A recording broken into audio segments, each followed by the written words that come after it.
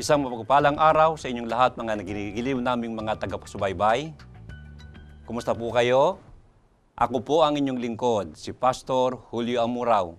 At muli sa loob ng isang oras, samahan po ninyo kami sa patuloy na pagtalakay, pag-aaral, pagsaliksik ng mga katotohanan ng salita ng Diyos at ng kanyang kabutihan.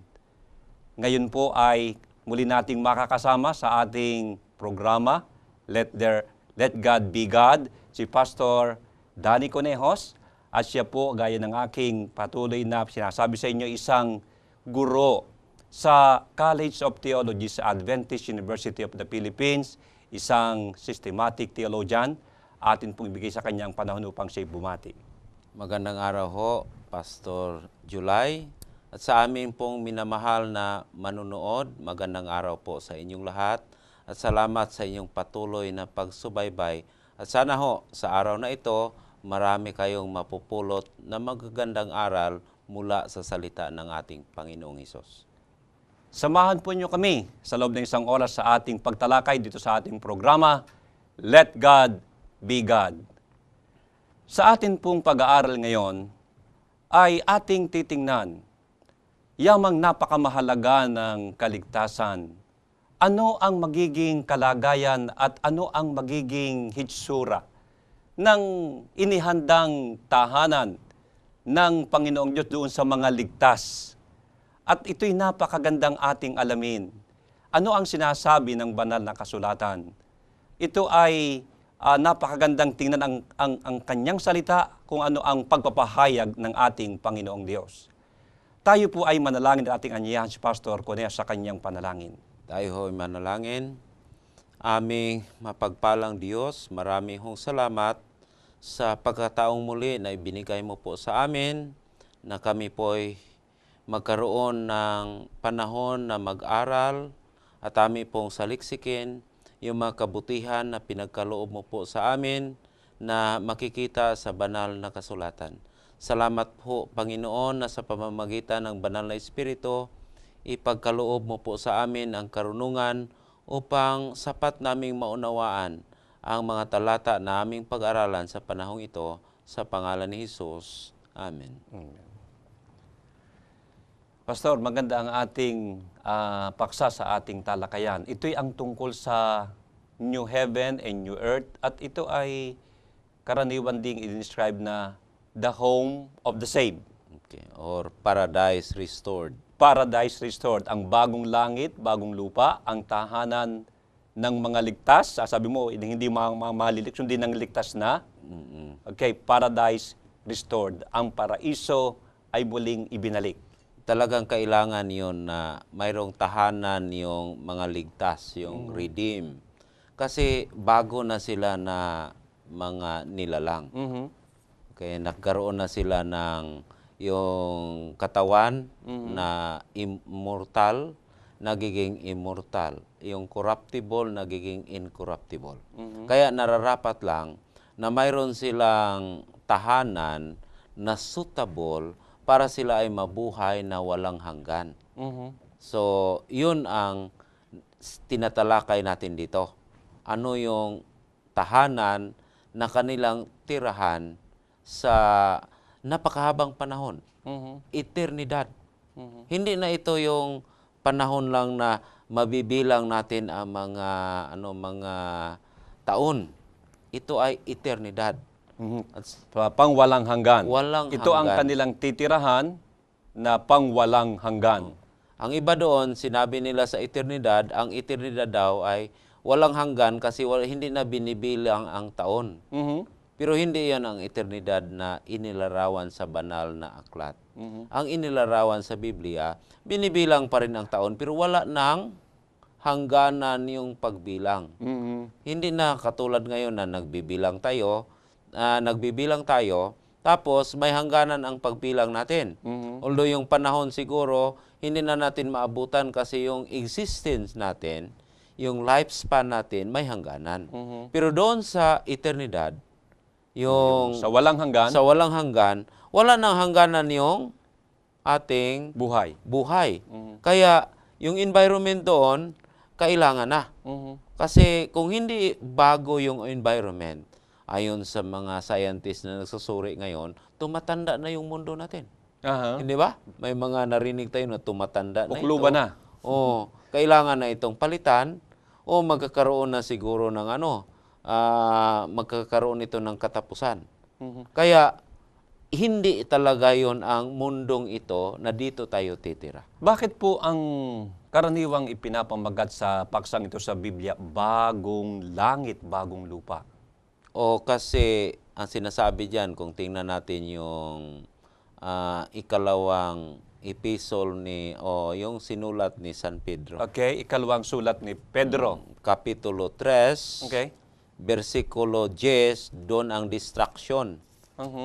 Okay, Day of the Lord. Okay. Pero sa 13, doon yung binanggit yung new heaven and the new earth. Okay, ito po ang inyong binabanggit. Basahin ko ng tuluyan dito sa ikalawang Pedro 3:10 hanggang 13 ang sabi ganito. Datapwat darating ang araw ng Panginoon na gaya ng magnanakaw, da ang sangkalangitan sa araw na iyan ay mapaparam na kasabay ng malaking ugong, at ang mga bagay sa langit ay mapupugnaw sa matinding init, at ang lupa at ang mga gawang nasa lupa ay pawang masusunog. Yamang ang lahat ng mga bagay na ito ay mapupugnaw ng ganito. Ano ngang anyo ng pagkatao ang nararapat sa inyo sa banal na pamumuhay at pagkamawain, na ating hinihintay ang pinakananasa, ang pagdating ng kaarawan ng Diyos, na dahil dito'y ang sangkalangitan na nagniningas ay mapupugnaw at ang mga bagay sa langit ay matutunaw sa matinding init. Ngunit ayon sa kanyang pangako ay naghihintay tayo ng bagong langit at ng bagong lupa na tinatahanan ng katuwiran. So, ano yung description sa nature sa bagong langit sa bagong lupa? Tinatahanan yun ng katuwiran. So, wala nang kasamaan doon. Yun ang description. Na ngayon, ang tanong na lang, saan galing itong bagong langit at saka bagong lupa? Ibig bang sabihin na alisin itong langit na nakikita natin ngayon sa lupa natin ngayon, tapos papalitan? Kasi bago eh. Bago. Kaya mas mabuti na tingnan natin yung salitang bago. Bago. Kasi new eh. New heaven and new earth. So, yung salitang bago dyan, ang ginamit na salita sa Griego ay kainos. Kainos. Dalawa kasi yung salitang sinasalin na new or bago sa Tagalog, sa English. Ang dalawang salita yon, either kainos or neos. Ay, kainos or neos. Yung neos, bago, Bago din. in the sense na brand new. Okay. So, brand new siya kasi, bago siya kasi brand new. Okay. Bagong That is neos. likha. Neos yon. Pero yung kainos, na yun ang makita natin sa Revelation, at saka dito sa Peter, bago in the sense na it is renewed. Binago. Binago. Parang ganun. Repaired. Kaya okay. nandun yung preface na re. So parang katulad ito ng mga nagre-repair ngayon ng mga sakyan, tabi restored. O restored. Pero kaiba dito ang process na restoration kasi ayon sa Pedro, sinusunog. So the elements are melt by fire. At saka doon sa Malakay, aapakan natin yung alikabok sa mga nasusunog. Kasama yung mga wicked doon. Kaya there is a purification. Itong fire, napakabisa pala yung purifier, yung fire. Panglinis. Panglinis. Ang apoy. At saka pag-alis sa mga element na hindi ka nais-nais. Kaya yung gold, i-process nila yon, yung gold. Pag i-process yon na palabasin yung ilang carats, doon yan sa firing yan doon sa fire. Nakakita ako doon na pag firing, hindi basta-basta. Yung sobrang init ng apoy para lang maalis yung hindi dapat nakasama doon sa metal na gold. So, after burning, kasi nung ilang episode na pag-aralan natin na after the millennium, mayroong dagat-dagatang apoy na Yeah, susunugin yung mga Makasalanan, makasalanan. kasama ng kanilang na general. yun ang general at saka kasama na yun ang earth doon. Ay, kasama ang earth. Kasama ang earth mundo, doon. ang Maliban sa portion sa earth na doon nakalapak o nakalatag yung okay. New Jerusalem. Mhm. Kaya ito talaga ang New Earth. At ito ang earth na sinasabi sa Ebanghelyo ni San Mateo na yung mga the meek will inherit The the earth. earth. So parang Diba? nakikita ko, Pastor, parang sinasabi mo na ang lupang ito ay dadalisayin. Oo, ganun ang Dadalisay, mangyayari. lilinisin. Oo. Parang kumbaga yung lahat ng mga germs, lahat ng bakterya, lahat ng, sabihin natin ay lahat ng bakas ng kasalanan, Lilinisin. lilinisin. Kasi ang nangyari naman dito, itong earth na ito, sa panimula, maganda na earth ito. Okay. Hindi ba? Balikan natin yung Genesis, Kapitulo 1. 1 and 2. 1 and 2. Maganda ito. Mm-hmm. Sabi nga doon sa Kapitulo, chapter 2 ng Genesis, doon sa Eden, mayroong isang ilog doon. Mm-hmm. Isang ilog na nag-branch out siya ng 4. Mm-hmm. Sa ilog na doon, mayroong mga magagandang gold. So, ang gold sa panahon na yon, doon lang sa ilog, hindi na hinuhukay. Mhm. Ibig sabihin, maganda ito. It was very good ayon sa Genesis 1:31. Nagkaroon lang ng bahid na nagkaroon ng pagbabago nang pumasok ang kasalanan. Nung pumasok ang Chapter kasalanan. 3. Ang tao din nagiging makasalanan.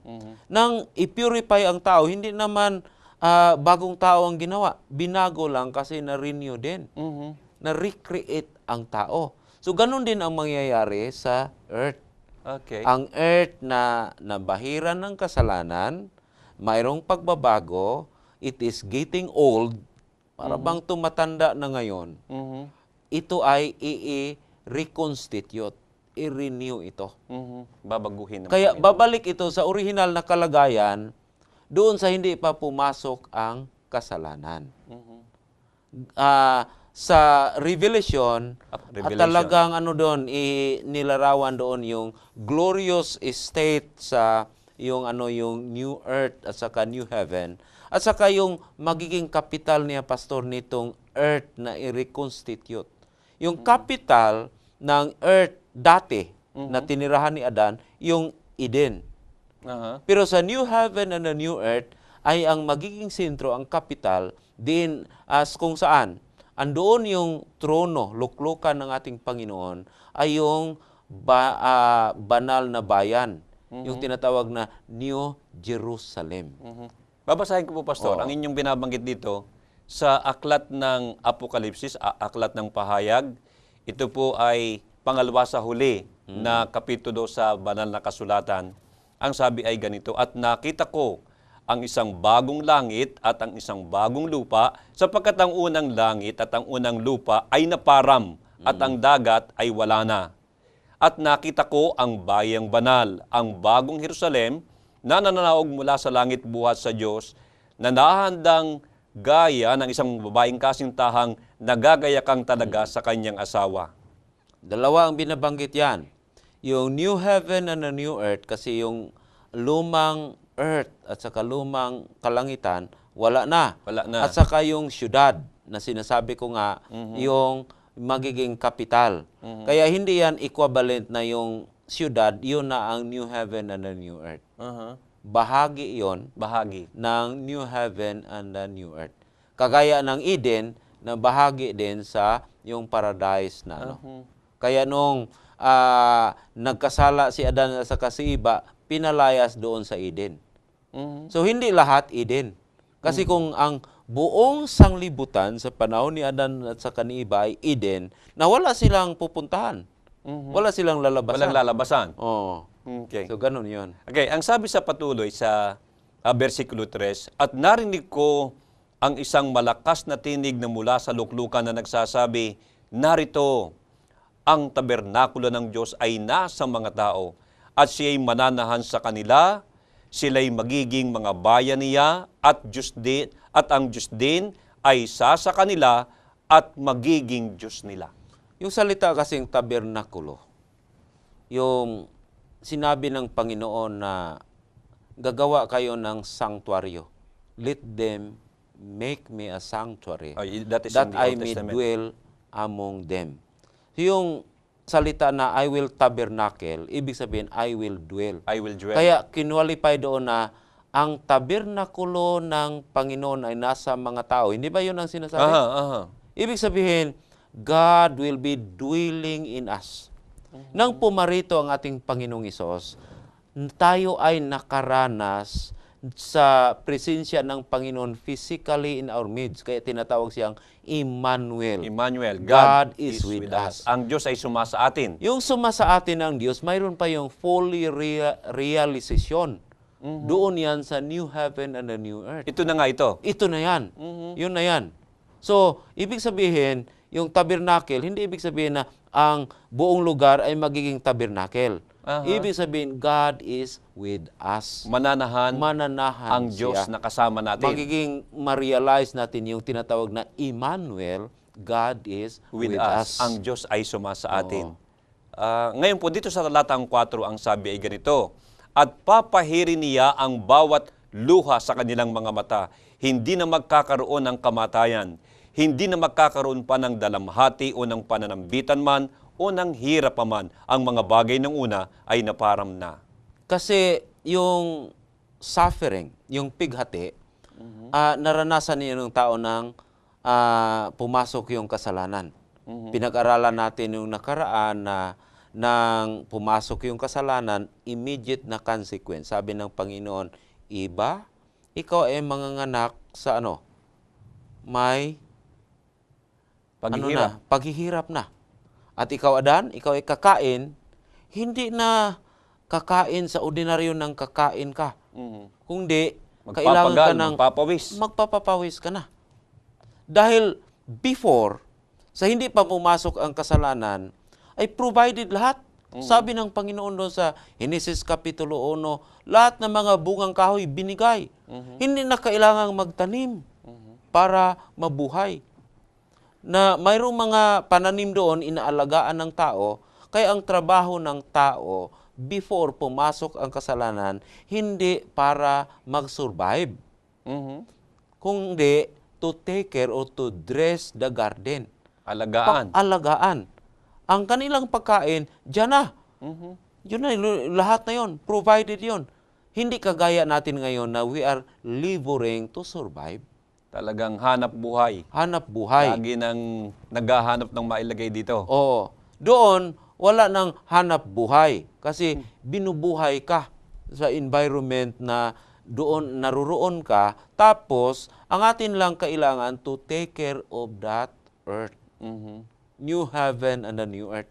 So actually, ang new heaven and the new earth is the restoration sa yung unang ginawa ng Panginoon na heaven at saka earth. Wala nang dagat. Sinasabi nila metaphorical yung walang dagat kasi ang dagat daw nagsasabi na mayroong pagkakahiwalay. Kasi dahil sa dagat, ang isla na ito ay malayo sa isla na ito, hindi ba? Halimbawa, kung tayo ay napaloob sa isang archipelago. Pero talagang ang composition sa earth before sa pumasok ang kasalanan For the fall. or bago ang at saka or before the flood, Okay, before the flood. kasi nabago lang itong topography, Aha. itong itsura ng ating mundo during the flood. Dahilan sa baha. Dahilan sa baha. Before the flood, yung Noah's flood, na tinatawag nating universal, posible na ang topography hindi kagaya ngayon. Wala pang mataas na mga bundok, hindi pa malawak yung karagatan. Lumawak itong karagatan kasi saan napunta yung tubig na umapaw. Hindi naman yung lahat nagiging yelo doon sa North Pole. Kaya sa panahon, tulad ng sinabi ni Adan sa Genesis Kapitulo 2, ang watering doon sa gardens, suba lang. So kung mayroon mang body of water, hindi siguro kagaya kalaki Sa ating kalagayan ngayon. kalagayan natin ngayon. Kasi makita natin yun sa Genesis Kapitulo 1 na siniparate yung ikalawang araw. Siniparate ng Panginoon kasi gumawa siya ng anyo na tinatawag na espasyo. Okay. Siniparate niya yung tubig dito sa baba, mula sa tubig sa itaas. So sa panahon na yon, mayroong tubig dito sa baba, mayroon ding tubig sa itaas. Wala pang ulan sa panahon na yon. Dahil walang ulan, wala din silang season. Tayo sa Pilipinas, mayroon tayong dry season at saka rainy season. Sa panahon na yon, ang temperatura parihas. Kaya makasurvive si Adan at saka si Iba na walang damit. Hindi ka papawisan sa panahon na yon. At yun din ang dahilan kung bakit napakahaba yung lifespan nila. Dahil sa napakaganda. Yun ang environment na ibalik, suitable sa tao na nagkaroon na ng immortalidad. Pero yung immortalidad natin, mapag-usapan natin yan sa iba pang mga episode na hindi din kagaya sa immortalidad ng Panginoon na natural. Ang ating immortalidad manatili na conditional. Nasusundan ko po yung inyong paliwanag, Pastor, na yun ang talagang orihinal na kalagayan bago pa nagkaroon ng tinatawag na kasalanan. Pero dahilan sa pagpasok ng kasalanan, pumasok na rin nga ang iba't ibang problema, pumasok na ang iba't ibang sakit, dumating na ang iba't ibang mga mapapait na karanasan ng tao. At dito sa 4, ang sabi, papahirin niya ang bawat luha sa kanilang mga mata, hindi na magkakaroon ng kamatayan. Lalo na ngayon tinatawag na kamatayan. At ang sabi dito, hindi na magkakaroon ng dalamhati, ng pananambitan, ng hirap, ang mga bagay ng unay na param na. Naparam na. Kasi ang kamatayan, ayon sa doon sa karanasan ni Adan at sa ni Iba, sinabi lang Panginoon, sa araw nakakain kayo, mamamatay kayo. Na ma-restore na yon. Ma-reverse na yon. Kaya wala nang kamatayan. Wala nang Kaya kamatayan. yung pagpahid sa luha, hindi yan literal na mayroong malaking tuwalya na Papahirin. isa-isang pupunasan doon. Kundi papahiran kasi hindi na tayo luluha pa muli kasi wala na yung mga dahilan na tayo ay makaranas ng pighatian. Ang sabi sa patuloy, Pastor, at yaong nakaluklok sa luklukan ay nagsabi, narito ginagawa kong bago ang lahat ng mga bagay. At sinabi niya, isulat mo sapagkat ang mga salitang ito ay tapat at tunay. So, para bang may silyo na sigurado ito. Sigurado ito. Hindi ito katang-isip lang. Ibinigay ang katiyakan. O katiyakan. Hindi ito tulad ng inaasam sa mga tao ngayon na mayroon silang wish na magkaroon tayo ng utopia. Na mag-improve ang sosyedad hanggang ang lahat ng tao ay magiging kind, loving, at saka wala ng pulubi, wala ng hindi makakain ng 3 beses sa isang araw. Hindi yon ang klaseng utopia. Talagang ma-altered itong present natin na kondisyon. Hindi lang ito i-improve. Talagang mawawala itong presente na kondisyon kasi babalik doon sa una. At yun ay hindi parang isang pangarap lamang, ha? Yun ay talagang totoo. Ang sabi sa patuloy, 21, Kapitulo 21, versikulo 6. At sinabi niya sa akin, nagawa na, ako ang Alpha at ang Omega, ang pasimula at ang wakas. Ang nauuhaw ay aking paiinuming walang bayad sa bukal ng tubig ng buhay. So, doon yung yung water of life proceeding from the throne of God. Doon yan sa bagong Jerusalem. Kaya abundant supply. So ang salita na yon metaphorically nagsasabi about abundance. About abundance. Okay. Talagang sagana. Sagana. Wala nang nangangailangan na nakukulangan. Okay. Verse 7. Ang magtagumpay ay magmamana ng mga bagay na ito, at ako'y magiging Diyos niya at siya'y magiging anak ko. Yun ang tinatawag natin na sinasabi na realidad. Sabi ng Panginoon, ito ang hinahanda. Pero ang makatikim sa restored paradise na ito, yun lang may pananampalataya sa akin. Yun lang tumatanggap. Verse 8. Ngunit sa mga duwag at sa mga hindi mananampalataya, sa mga kasuklang-suklam, sa mga mamamatay tao, sa mga mapakiapid, sa mga manggagaway, at sa mga mapagsamba sa Diyos-Diyusan, at sa lahat ng mga sinungaling. Ang kanilang bahagi ay sa dagat-dagatang nagniningas sa apoy at asupre na siyang ikalawang kamatayan. Kaya consistent talaga yung tema sa Revelation. Dalawang puwersa nagkakatunggali, ang kordero at saka yung dragon. Ang kordero may mga tagasunod, ang dragon may mga tagasunod. Ang puntahan, ang hantungan sa mga sumusunod ng kordero, yung bagong langit at bagong lupa. Ang hantungan sa sumusunod sa dragon, yung dagat-dagatang apoy. Pastor, ngayon po ay Year of the Water Dragon. Baka maligaw yung ating mga taga-subaybay. Pwede po bang inyong ipaliwanag sa plain na maunawaan ng ating mga tagapanood? Kasi yung dragon, binalik-balik yan sa Revelation 12, 7 to 9, at saka doon pa sa 20. Yun ay pangalan ni Satanas. Si Satanas. Lumang serpent, matandang ahas. Matandang ahas. Saka Diablo. Okay. Hindi yung dragon na pinampaniwalaan na year ngayon. Okay. Kundi ang sinasabi, yung dragon na yon na ano doon, ay hindi hayop, kundi si Satanas. Simbolo ni Satanas. Simbolo ni Satanas. Samantalang yung kordero, kordero, ang tupa, ang lamb. lamb, yun naman ay simbolo ng ating kordero, Panginoong Hesus. Hesus. Okay. Ngayon, ito yung ikalawang kamatayan. At binanggit nyo kanina sa inyong overview ng ating lesson at doon sa inyong pagpapaliwanag na ito'y merong banal na syudad. Yun ang sentro. Ayun ang sentro. Yun ang kapital. Ang bagong Jerusalem. Maganda ang description yan. Okay, dito po, ang isa sa mga description, 18, ang sabi ay ganito, at ang malaking bahagi ng kuta niya ay haspe, at ang bayan ay dalisay na ginto na katulad ng malinis na bubog. Ang mga pinagsasaligan, 19, ang mga pinagsasaligan ng kuta ng bayan ay may pamuting sari-saring mahalagang bato. Ang unang pinagsasaligan ay haspe, ang ikalawa ay safiro, ang ikatlo ay calcedonia, ang ikaapat ay esmeralda, ikalima ay sardonica, ikaalim ay sardio, ikapito ay krisolito, ang ikawalo ay berilo, ang ikasyam ay topasyo, ikasampu ay crisopasyo, ang ikalabing isa ay jacinto, at ang ikalabing dalawa ay amatista.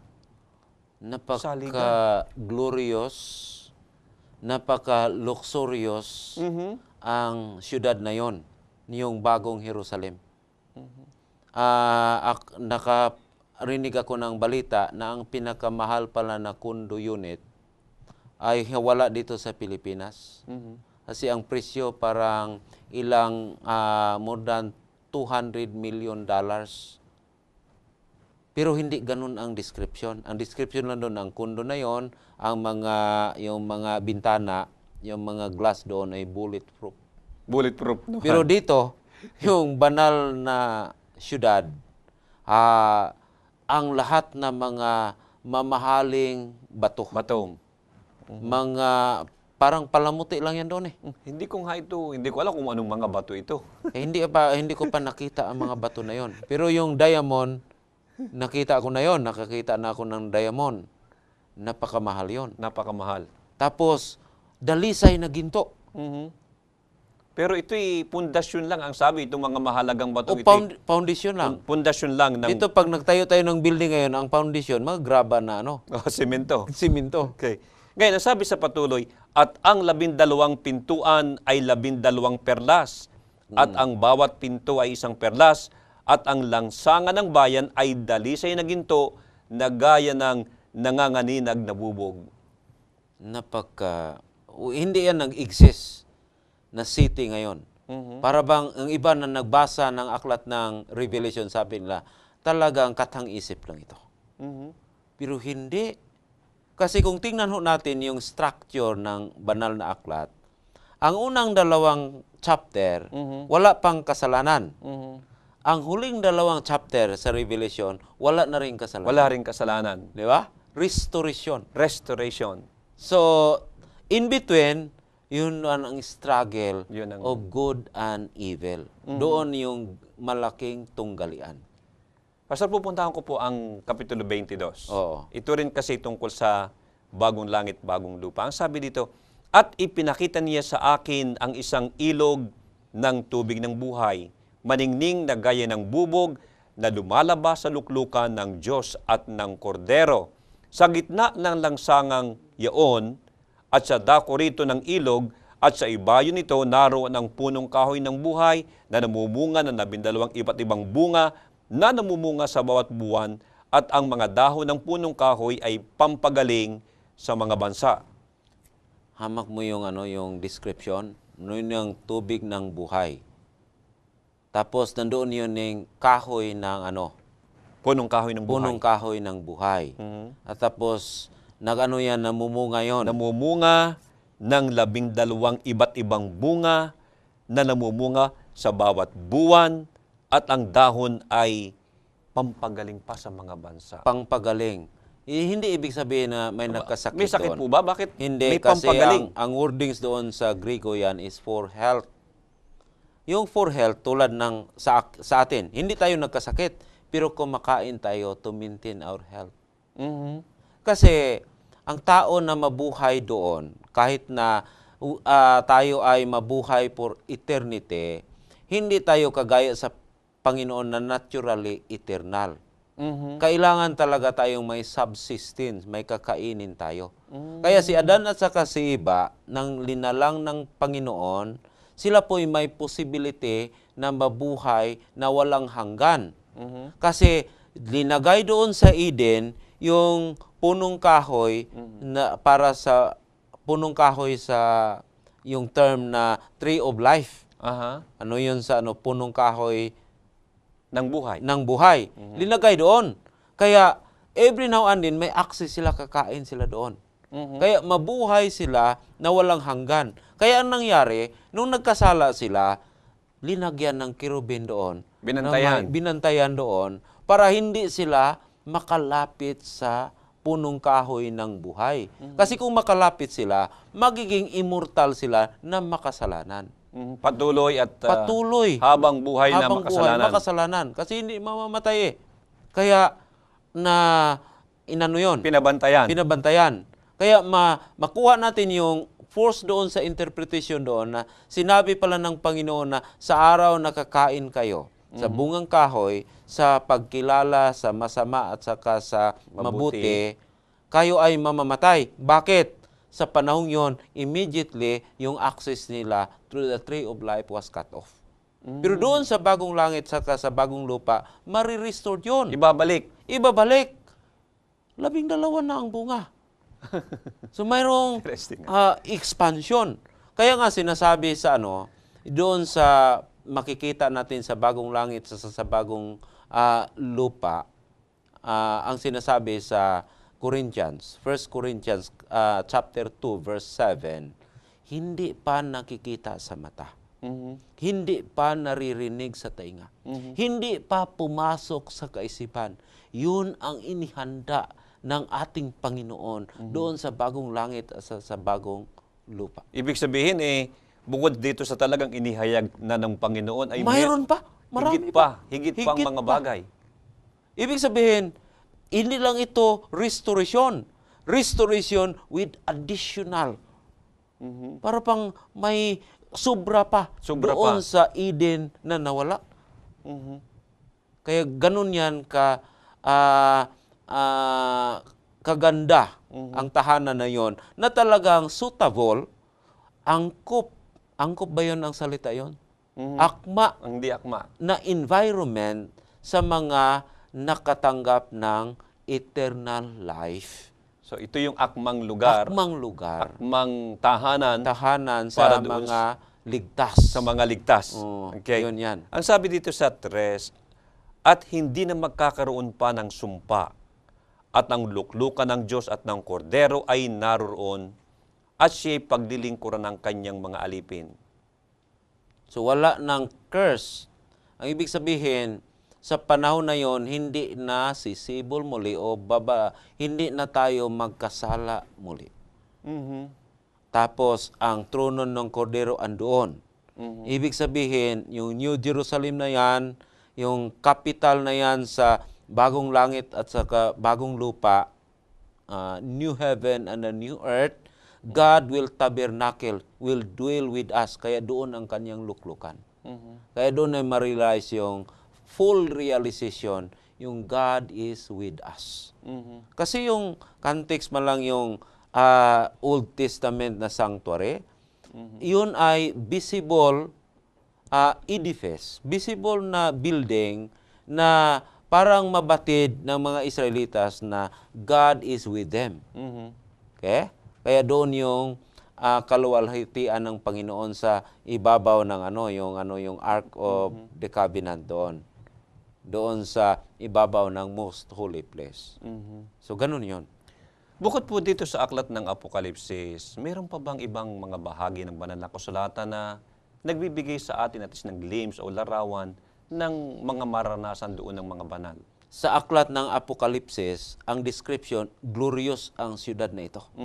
Hindi nga kailangan ang liwanag eh. Kasi andoon ang Panginoon.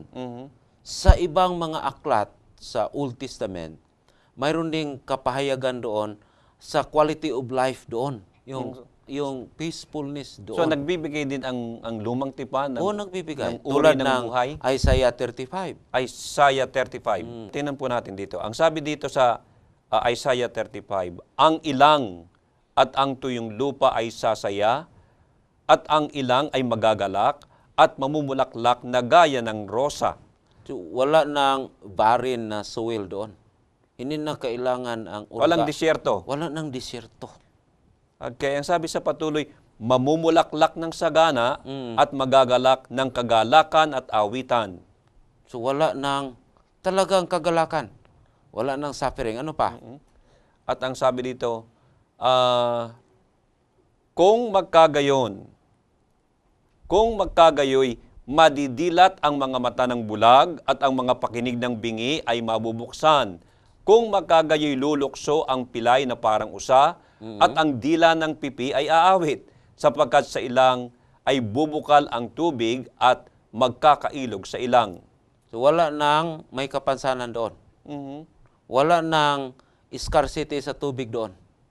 Na ayon sa pag-aaral ngayon, paubos na yung water, yung potable water natin, yung ano. Ang sabi dito, at magkakaroon doon ng isang lansangan at ng isang daan, at tatawagin ang daan ng kabanalan, ang marumi hindi daraan doon, kundi magiging sa kanyang bayan. Ang mga palalakad na tao, magiging mga mangmang ay hindi mga liligaw roon. Kaya talagang akma yon sa description na yung bayan na yon, yung new heaven and the new earth, that is the home of the redeemed. Ang sabi Where sa patuloy, righteousness dwells. hindi magkakaroon ng leyon doon o sasampaman doon ang anumang mabangis na hayop, hindi masumpungan doon, kundi ang mga nangatubos ay lalakad doon. Wala nang mababangis na hayop. Alam mo doon sa sa Genesis kapitulo 1, sinabi doon na nang nilikha ng Diyos ang tao, binigyan siya ng kapangyarihan na magkaroon ng dominion over the animal kingdom. Kaya lahat ng mga hayop doon, si Adan ang nagbigay ng pangalan. Di ba? Doon sa Genesis. Kaya may kapangyarihan. Pero nung nagkasala, si Adan at saka si Eva, mayroon ng strained relationship. Ang mga kahayupan hindi na makontrol ng tao. Ngayon, hirap nang kontrolin ang leon. Di ba? Kasi babalik yan doon sa harmonia. Mayroong total na harmony sa lahat inanimate at saka animate object doon sa new heaven and the new earth. Walang panganib. Wala nang panganib. Siguro ang ahas doon, hindi na tumutuklaw na ahas pa rin, gumagapang pa rin. Pero ang mga mababangis, hindi na mababangis. hindi magiging panganib. Hindi na magiging panganib. Doon nga sa isang aklat ng isang kapitulo ng Isaiah, gawing laruan ng bata yung mga mababangis na hayop. Mhm. So wala na talagang panganib. Walang panganib. Walang Nandun panganib. ang perfect peace. Oo. Hindi yan mangyari sa ating kapanahonan ngayon. Kaya talagang mababago ito. Mhm. Kaya talagang akma na lugar na yon sa mga ligtas. Kaya yung sa Revelation 21 at saka 22, yun ang paglalarawan. Kung ano ang nature, quality of life, at saka ano ang kaluwalhatian sa lugar na yon. Pastor, nais ko pong dakuhan naman yung talata sa Bagong Tipan, yung nandoon sa aklat ng Mateo, mapapalad, yung may alaman sa mapapalad, Matthew chapter 5. chapter 5, verse 5. Mapapalad ang mga maamo, mamanahin nila ang lupa. Maamo. Kaya doon sa Revelation, hindi ba binanggit mo kanina na yung mga walang pananampalataya, yung mga nabubuhay sa kasinungalingan, yung mga duwag, hindi makapana kasi hindi sila makapasok eh. Pero yung mga maaamo, makapasok doon. So, yung mga katangian ng mga tao, merong kaamuan. At ang lupa ngayon ay yung lupang binago. Binago. Hindi itong lupa ngayon. Mhm. Kaya kasi yung Beatitudes, tinatawag yung Beatitudes, yung Matthew chapter 5. Ano yun eh? Ebanghelyo yan eh. Kung ano yung katangian, yung mga tao na may relasyon sa ating Panginoon. Anong klaseng mga tao yon? Yun yung mga tao na poor in spirit. Ibig sabihin, na-recognize nila ang kanilang pangangailangan na tayo ay makasalanan. Dahil na-recognize na tayo ay makasalanan, sa susunod na bersikulo sabi, sila po ay nagmo-mourn.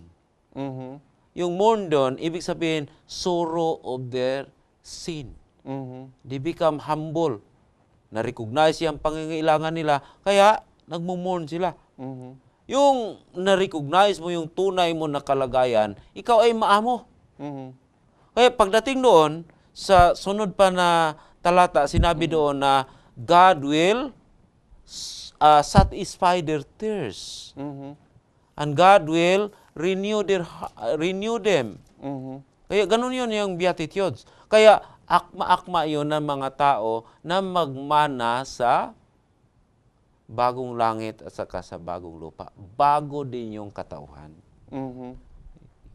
Hindi yung kaya yung mga yung mga walang pananampalataya, walang kaugnayan, walang puwang doon. So, talagang hindi lamang maganda yung lugar, kundi ibig sabihin nito talagang maganda ang pag-uugali Yung ng mga taong titira talaga doon. kasi kahit na ano kaganda ang lugar, kung patirahan mo yan sa hindi karapat-dapat doon, walang mangyayari sa lugar. Walang mangyayari. Kaya kailangan talaga yung harmonia. Harmony. Harmonia. Meron nga tayong nababanggit ngayon, pagka ikinandun, bababa ako, o di kaya aalis ako. Pwede kaya yung ganon? Hindi na kasi wala namang makapunta doon na hindi karapat-dapat doon. Tapos, ang lahat na makapunta doon, magkaroon talaga ng harmonia at saka reconciliation. Pero pagka mayroong kinalaman dito sa tinatawag na bagong langit, bagong lupa, sa inyong pag-aaral sa theology, meron bang mga issue tungkol sa bagay na ito, kung meron man? Mayroong mga rini-raise na issue. Pero kung babalik tayo sa biblical na papahayag, actually, walang issue doon kung tatanggapin natin, kung hayaan natin na ang Panginoon ay magiging Panginoon.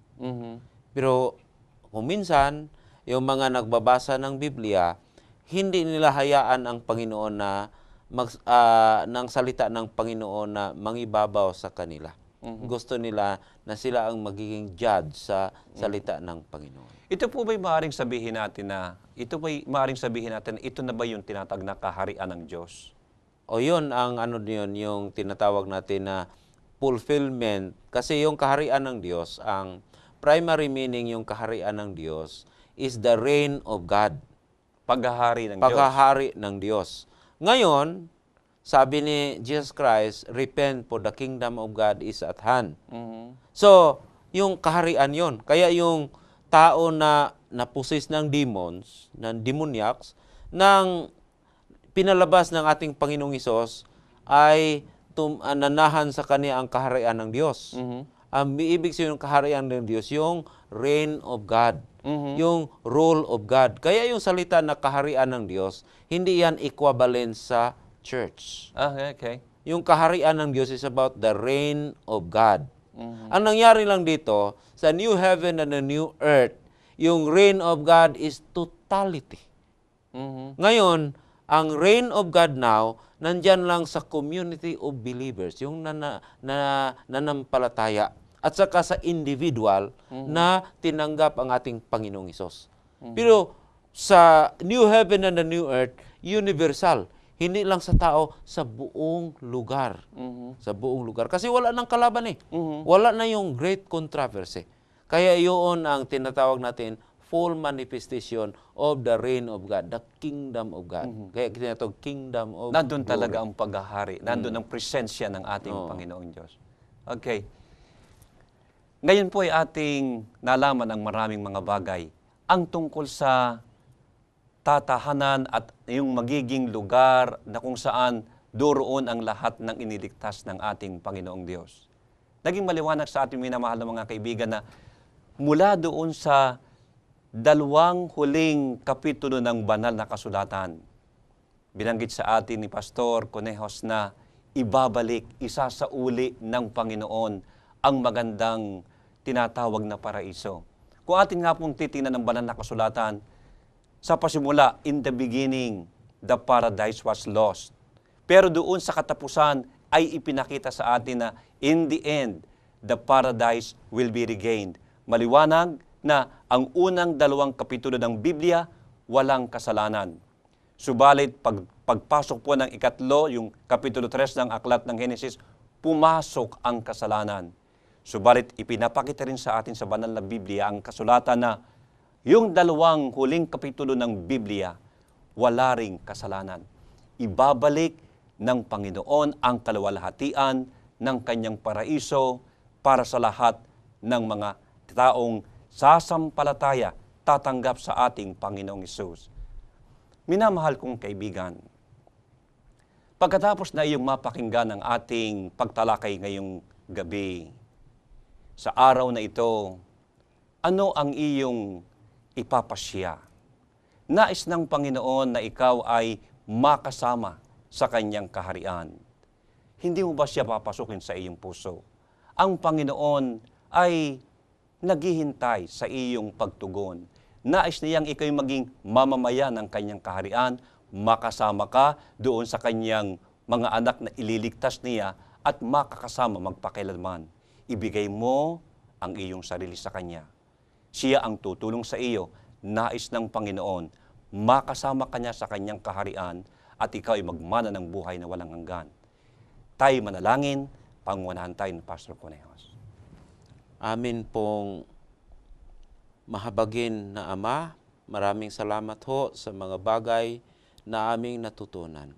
Salamat din ho na sa pamamagitan ng gabay ng banal na Espiritu, kami po ay magpasakop sa iyong kaharian upang sa iyong pagdating at sa pag-establish sa iyong everlasting na kaharian, kami din ay manahan doon. Salamat ho, Panginoon, na patnubayan mo po kami sa pangalan ni Jesus. Amen. Pastor, salamat po at ang inyo pong pangwakas na salita sa ating mga taga-subaybay. Amin pong minamahal na mga manunood. Marami pong salamat sa inyong pagsubaybay. At sana po, hanggang sa susunod, patuloy po kayong makisama sa amin sa palatuntunan ito. Maraming pong salamat sa inyong pakikisama sa aming talakayan. Dito po sa ating programang Let God Be God. Muli, ang kapayapaan ng Diyos ang ating maranasan.